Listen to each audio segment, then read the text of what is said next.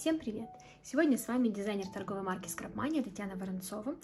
И мы будем делать открыточку необычной формы в бохо-стиле, что-то типа вот такой красоты. Она тоже у нас будет 6-гранник, открывается. Будут практически все те же самые элементы. Скорее всего, я заменю цветочки, потому что такого цвета фиолетового у меня больше нет. И как-то элементы переставлю местами. В общем, итог будет где-то вот близок к этому. Давайте начинать. Я буду по ходу дела рассказывать, что я делаю, и поделюсь с вами смешной историей про то, как я готовилась к этому мастер-классу. Пока мы делаем, я быстренько расскажу, что нам потребуется. Нам потребуется лист акварельной бумаги, из которого мы вырежем основу открытки. Потребуется лист скраб бумаги. Я еще не знаю, какой стороны буду использовать, холщовый или вот такой красотой. Но предполагаю, что, наверное, как-то вот так буду использовать. В общем, пока я готовилась к этому мастер-классу, я записываю его уже второй раз, потому что первый раз я записывала мастер-класс по открыточке, которую показала сначала, но он у меня почему-то записался не до конца, а я уже все это протараторила, все склеила и, в общем, даже успела отфотографировать. Поэтому это, можно сказать, дубль 2. Набор материалов.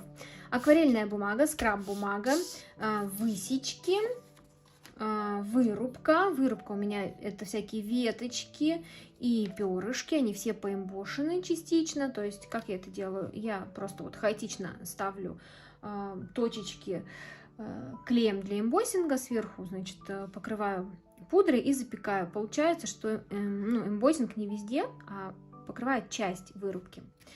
Так, что еще нам потребуется? Нам потребуется вырубка или, возможно, готовые фразы. Поздравительные или какие-то мотивирующие топпинги. И вот такая классная штука, это кружево, такое довольно странное, оно имеет с двух сторон такое окончание, скажем так, но офигенно рвется и классно выглядит в работах. Буду потихонечку вам рассказывать, что делать. Значит, в этот мастер-класс я записала, счастливая, довольно убрала все материалы и пошла в ванну. Но у меня есть дети-шалопаи, которые взяли клей и благополучно что-то там свое поклеили, и я осталась без клея. Сейчас записываю второй мастер-класс, и я буду использовать, не поверите, никогда так не делайте, только в экстренных случаях, как у меня. Клей-карандаш, клей-глосси и медиум в качестве тоже клея. Значит, на клей-карандаш я буду клеить основу. Еще раз повторяю, никогда этого не повторяйте. Почему? Объясню. Потому что это очень-очень ненадежно. Итак, в качестве клея мы используем глосси. Благополучно будем клеить большинство всего на него.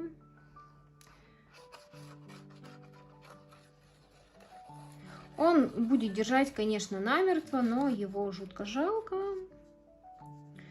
Поэтому никогда не оставляйте свои скраб-материалы с детьми. Это чревато потом слезами, разборками и прочими неприятными вещами. Зато наш мастер-класс получился очень живым и насыщенным в самом начале. Сделаем вот такой яркий подход. Да? Прошлая открыточка была такая чуть-чуть мрачноватая, но в этом был ее определенный кайф, в этой мрачности.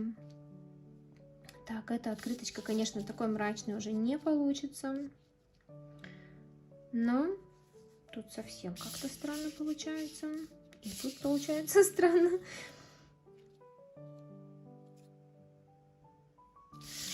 Эта открытка, конечно, такой мрачной уже не получится. Она будет повеселей, поинтересней в плане цветового решения. Ну, не поинтересней, а чуть-чуть другой будет. Светлый и вот такое вот решение будет все фиолетовенькое. Так.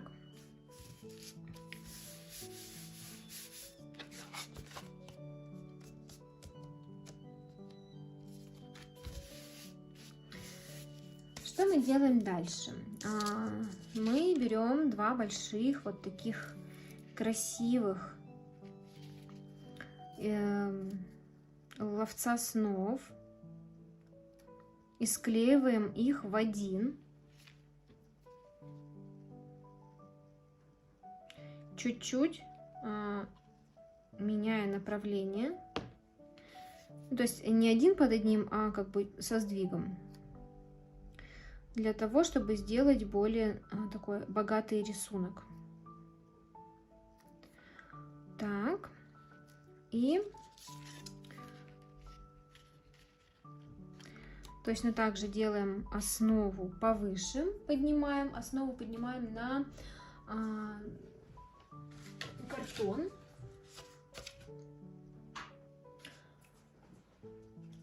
Основу поднимаем на картон.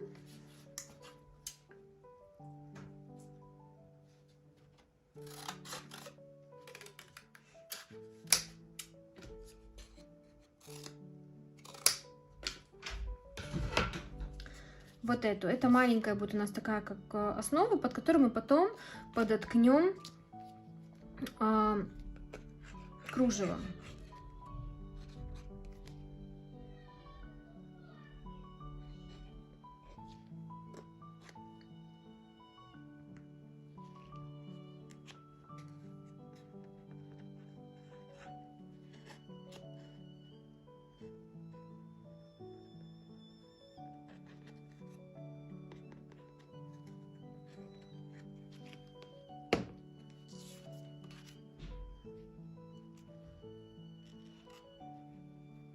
Так.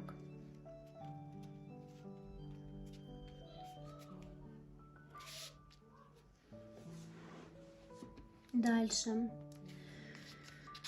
Как это сложно, оказывается, без привычного клея клеить. Просто кошмар.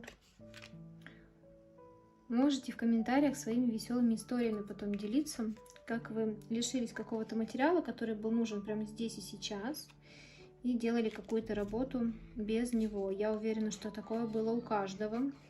У меня еще только что вот, вместе с клеем, который я, ладно, найду чем заменить, я еще, не поверите, лишилась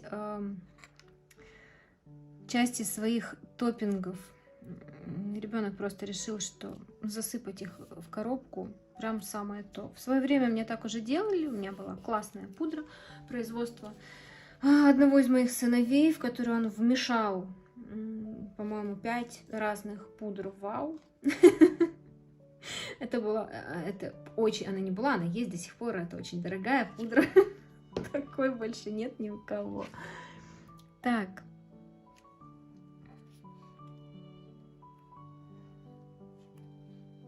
Прикрепляем. А дальше начинаем украшать. Итак, за кадром я немножко поэмбосила еще чиборд. Вот такой сделала, зеленый с беленьким. Два вида пудры я использовала. Вот такую пудру для эмбоссинга от Lindis и вот такую вау, сверкающий снег называется. Итак, что мы делаем дальше? Мы начинаем украшать нашу открытку, не забывая, где она открывается. А то такое тоже может быть. Потихонечку разрезаем наши веточки на сегменты. Да, я могу делать это ножницами. Но лучше не нужно. Так. Веточки, эту сделаем, наверное, открытку как веночек, поэтому веточки будем укладывать прямо по кругу.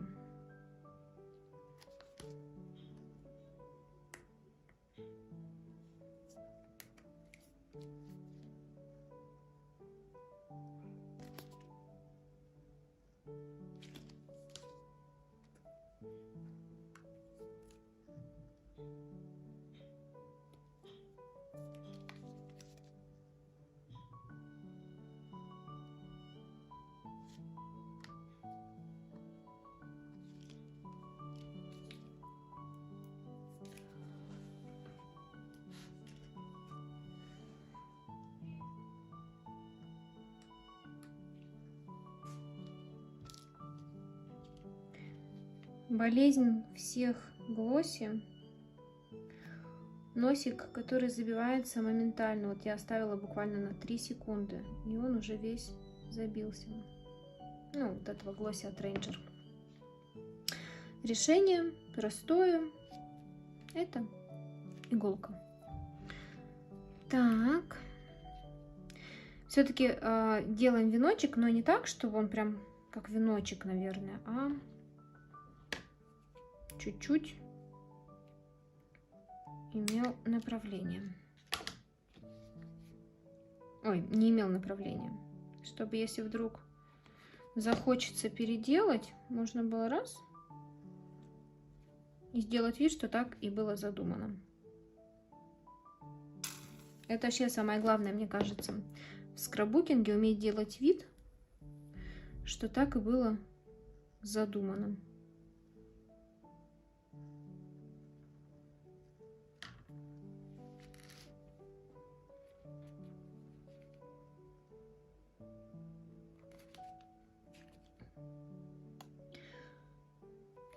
Вообще все вот эти наши мастер-классы, которые мы с девочками даем и на прямых эфирах, и в виде мастер-классов, их вообще можно использовать по полной программе. То есть можно прям открывать там, я не знаю, мне кажется, уже сотни, если она только одна, а не много сотен видео за столько времени. И, например, сейчас у нас проходит СП по открыткам. И вполне можно вот эти мастер-классы использовать. Ну, то есть, если очень хочется что-то сделать, но при этом не хочется сильно идейничать, и просто открываешь готовые уже мастер-классы, берешь, меняешь, добавляешь обязательные элементы, ну, меняешь что-то, да, чтобы обязательные элементы все-таки были. И все. И готовы открыточки. А еще все, что мы даем для открыток, например, на мастер-классах по открыткам, можно использовать вполне для альбомов. Почему нет? Так, поехали дальше.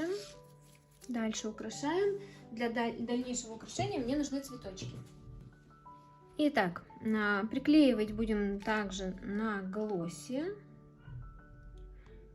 Я надеюсь, ничего при этом не отвалится.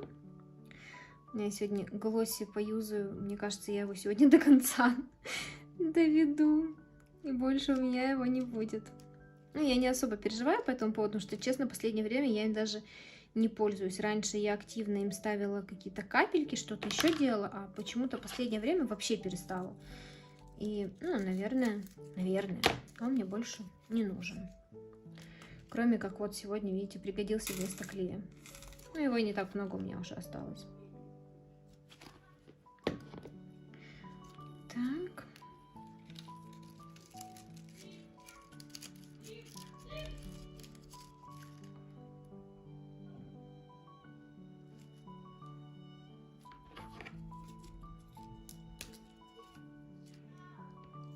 Фишечку я все же хочу оставить, но эта фишка из другой коллекции. Она вот с таким цветочком. Это, к стыду своему, не помню, что за коллекция.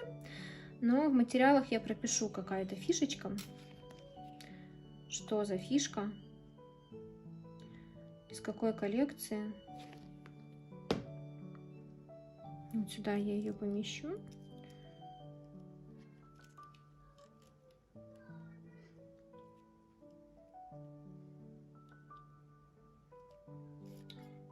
Так. Продолжаем приклеивать цветочки. Потом будем уже от цветочков дальше отстраивать композицию.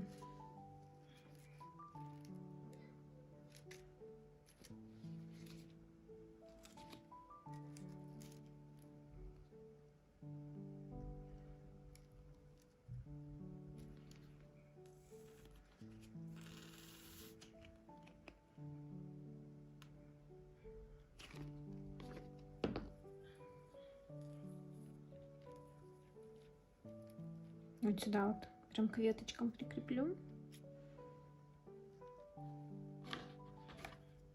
Все, что нужно приклеить, я приклеиваю, прижимаю ножницами. Можно еще палочкой для пиковки прижимать.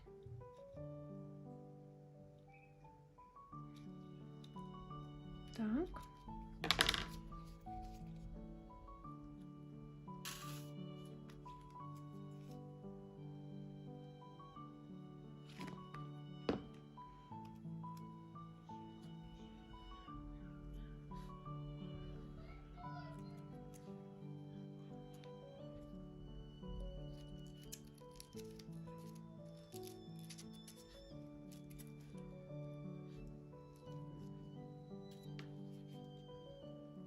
Очень много цветочков у нас.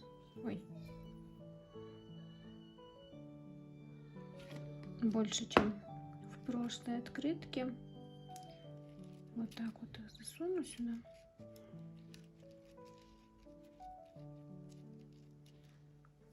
Так. Дальше что мы делаем? У нас есть наклейки, и они на этой открытке нам понадобятся, потому что на этой открытке их будет видно. Поэтому мы их берем и приклеиваем в композицию, чтобы разнообразить ее немножечко.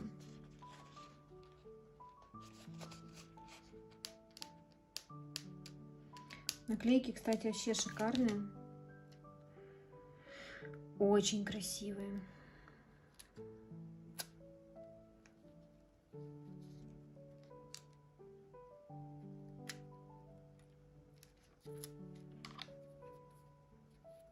Равняю я их тоже обычно ножницами. Подравниваю. Приклеиваю ручками, подравниваю ножницами. Не хочет клеиться на глоссе. Значит, будем клеить на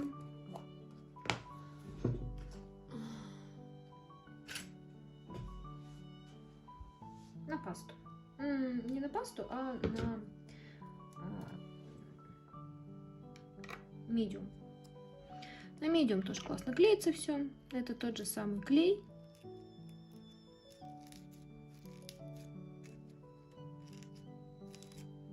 Он в итоге нам сейчас все склеит благополучно. Все, что не хотела приклеиваться, приклеится. Все, что хотела приклеиться, еще лучше.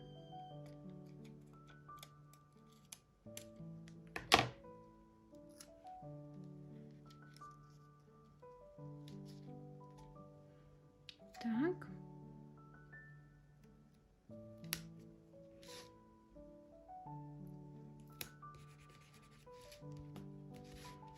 Так. Не забываем, да, где у нас открыточка открывается.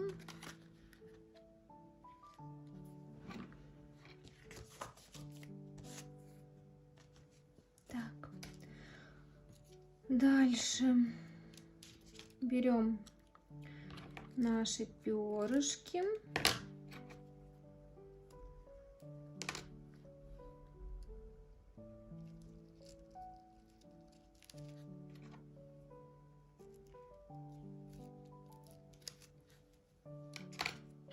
Всякие разные.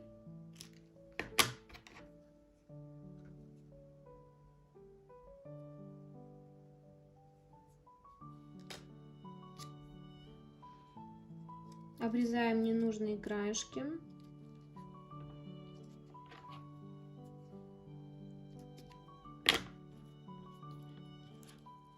Потому что сами по себе перышки довольно большие для открытки использовать. А вот если резать их, то получается самое то.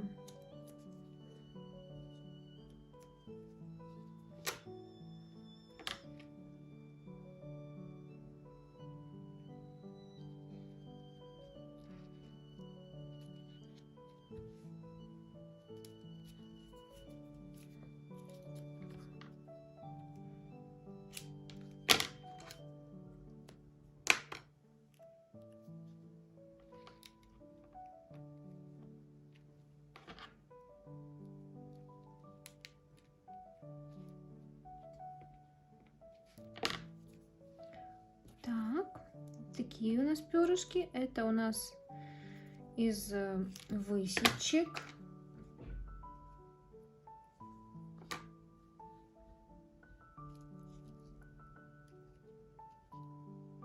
Так, я чуть-чуть повыше делаю это перышко. Оп, так, оно не хочет у меня. Вот так. Есть еще одно тонкое перышко.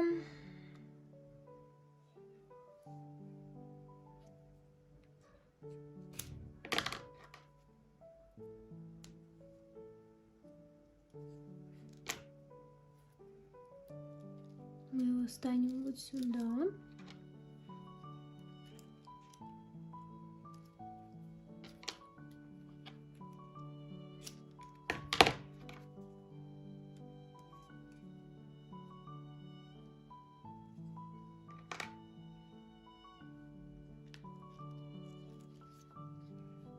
Некоторые засовываем прям между листиками. Главное, чтобы был не перебор. Поэтому все, что мы прикрепляем, мы сначала просматриваем, вообще подходит оно нам или не особо уже, или уже too much. Вот еще пару перышек, наверное, я сделаю, потом приступлю уже к травинкам. А у меня же еще есть хлопок, который тоже очень хочется поместить сюда.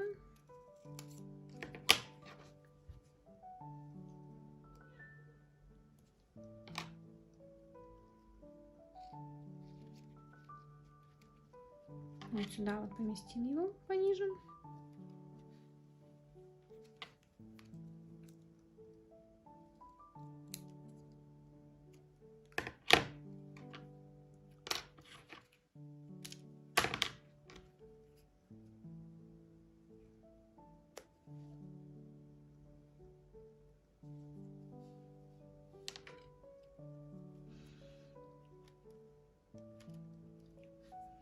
Так, что еще у нас осталось? Вот такие веточки.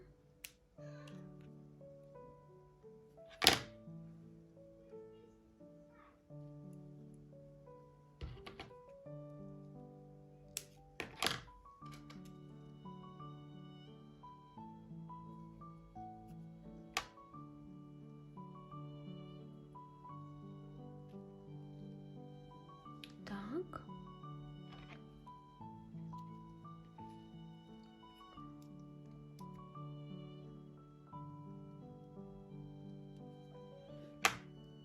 Создаем просто этими веточками и разными вот такими цветочками и прочими атрибутами, мы создаем просто много-много-много слоев, которые очень хорошо всегда смотрятся в бохо. Давай приклеимся уже.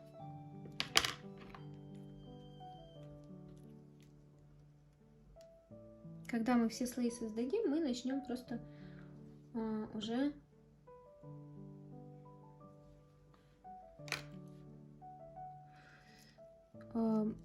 украшать эти слои.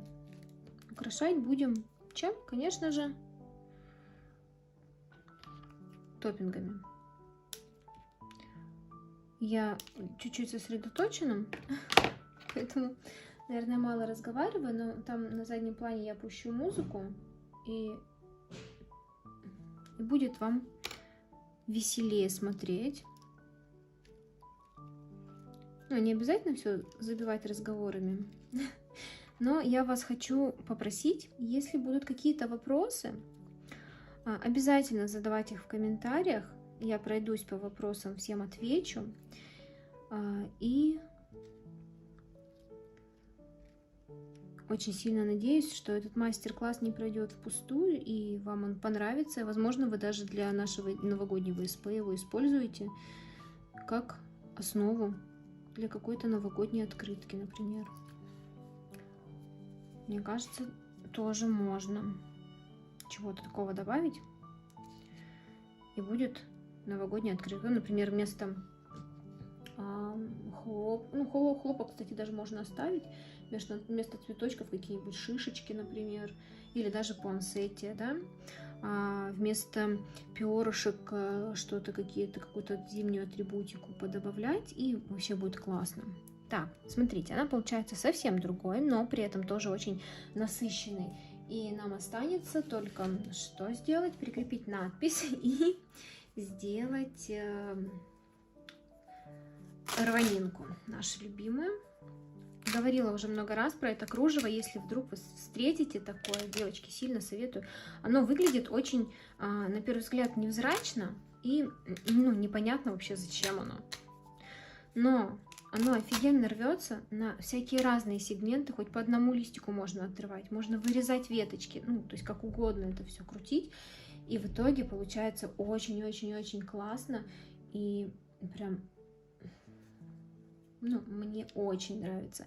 Это то самое кружево, которое действительно must-have. Оно, правда, должно быть у каждой мастерицы скраповой. Оно прям крутое. В общем, если вы на него вдруг нападете, я вам сильно его советую хватать на себя и на подруг. Поверьте, оно у вас уйдет, убежит только так на все вот эти классные такие штуки рваные.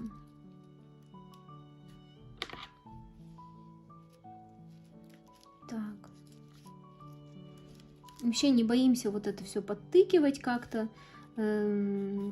пускать внутри цветочков.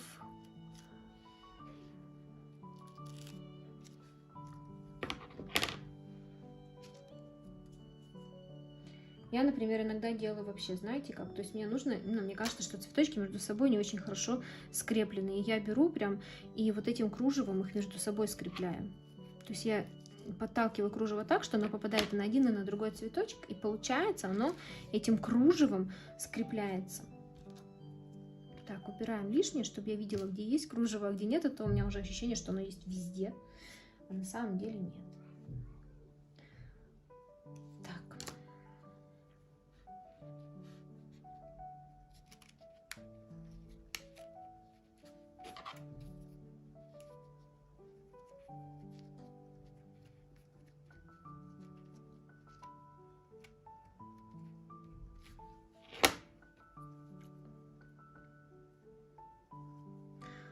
Я такую уже использовала систему, с этим кружевом по кругу его, водила, когда делала альбом про лошадок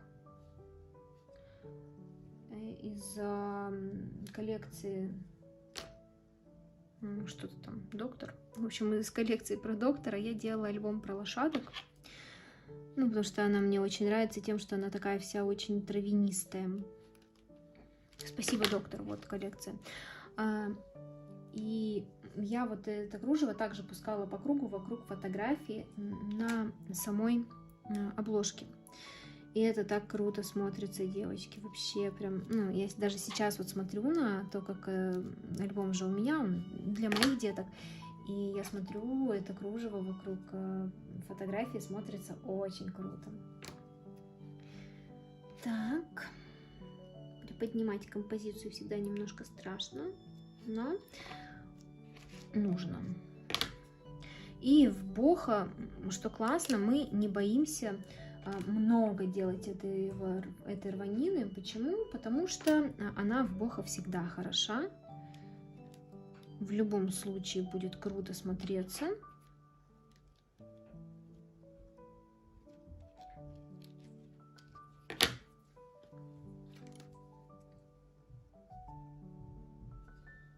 Так, здесь у нас еще не хватает. Здесь можно прям немножечко поверху пустить.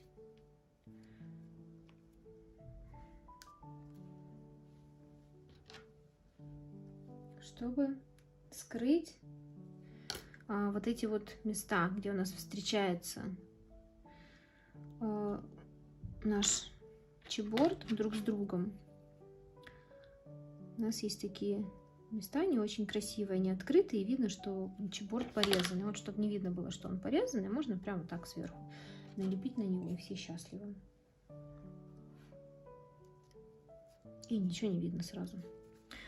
Так, где еще у нас есть такие места, где было бы неплохо бы еще что-нибудь пустить. Да, еще раз, мы делаем бохо, поэтому мы вообще не боимся переборщить. Конечно, не нужно прям все и сразу, как у цыганского барона, да, все лучшее сразу. Вот. Но это тот стиль, где хорошо, когда много. Собственно, наверное, за это его очень многие любят, потому что там сложно накосячить, напортачить и сделать что-то уж совсем не так.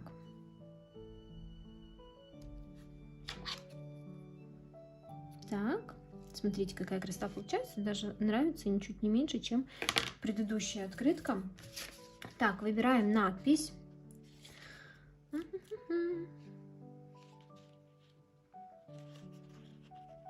Вот. Ты заставляешь меня улыбаться. Мне нравится.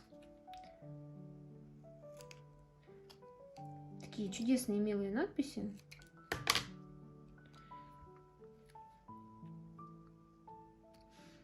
Можно использовать надписи с технической полосы. Тоже очень классные надписи там всегда. Над ними очень вдумчиво работают дизайнеры. Итак.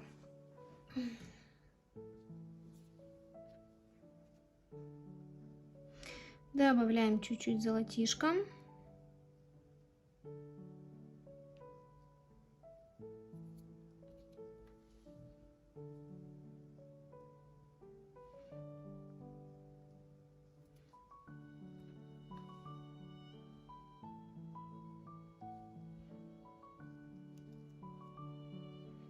В виде пайеточек.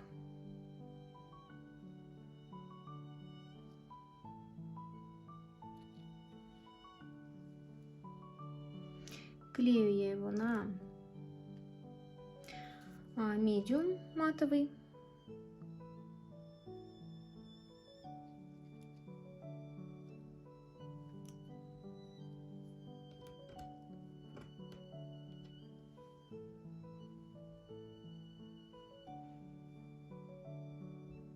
Можно раскидать немножечко сюда, а то получится у нас с одной стороны густо, с другой пусто. Но здесь не увлекаемся.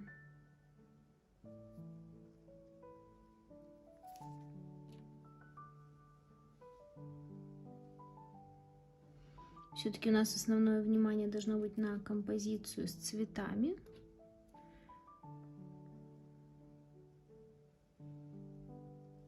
Так.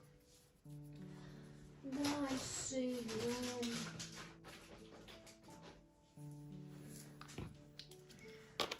Такие бордовый сюда не подойдет. Возьмем фиолетовый и такой розовый. Это микробисер, он продается в Крапмане.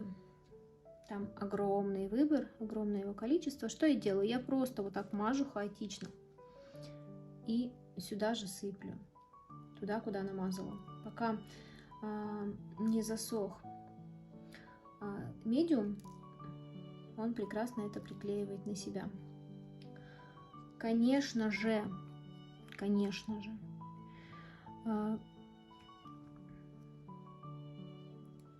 стараться нужно, будет какая-то часть отлетать, старайтесь просто прям сыпать на сам медиум, тогда отлетит не очень много. Но всегда, в любом случае, часть всей этой красоты, она отлетает. И это нормально, бояться этого не нужно. Я так всегда говорю на всех мастер-классах. Потому что помню, когда я первый раз стряхнула открытку, и у меня посыпались все эти, не все, но часть всей этой красоты у меня посыпалась. Я думала, что сейчас все, у меня ничего не приклеилось, сейчас у меня все вообще осыпется. И я буду горько плакать. А оказалось, нет, все проще. Так, что мы делаем? Собираем, можно собрать вот эти вот, которые мелкие бисеринки, и просто вытереть кисточку об кружево. Не переживаем, так как медиум матовый, он высохнет, и на кружеве его будет вообще не видно.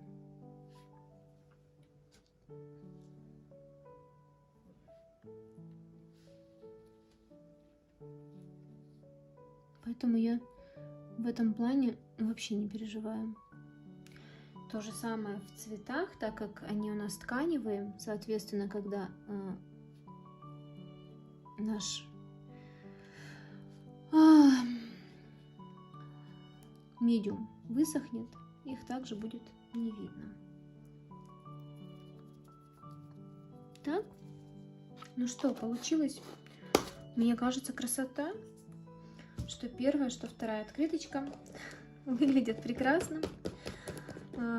Жаль, что мастер-класс записался только по одной открытке. Сейчас я ее отфотографирую. И смотрите, осыпается у всех часть. Не переживайте.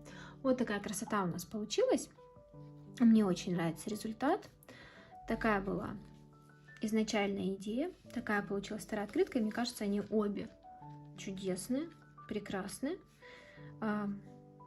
Буду рада, если мой мастер-класс пришелся вам по душе. Если он вам понравился, ставьте лайки, пишите комментарии. Всем пока! С вами была Татьяна Воронцова, дизайнер торговой марки Scrapmania.